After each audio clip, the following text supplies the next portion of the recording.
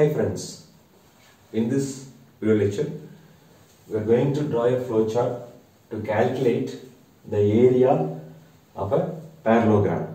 So this is a parallelogram structure which contains the base and as well as the height.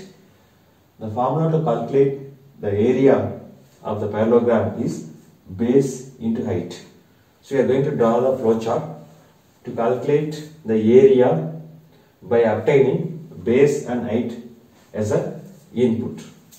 Okay, so this is a logical start of the flowchart. Okay, this is logical start of the flowchart. Next, I have to obtain base and height as an input from the user. So input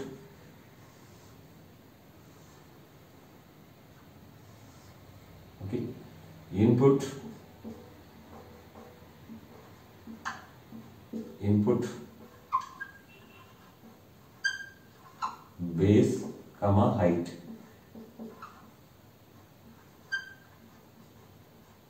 Okay. Next, I am going to calculate the area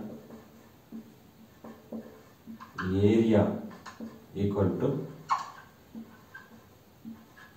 base multiplied with height. Okay, area equal to base into height. Next, I have to print the result.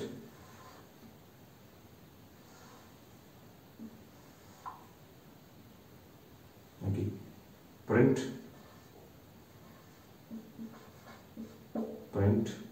area.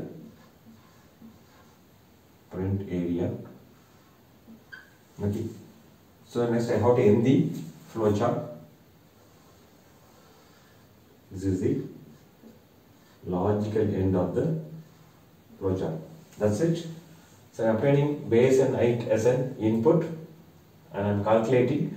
So the parallelogram symbol is used for the input and as well as output. So rectangle is used for computation. Area equal to base into height. Next I am printing the result area and I am ending the flowchart. That's it.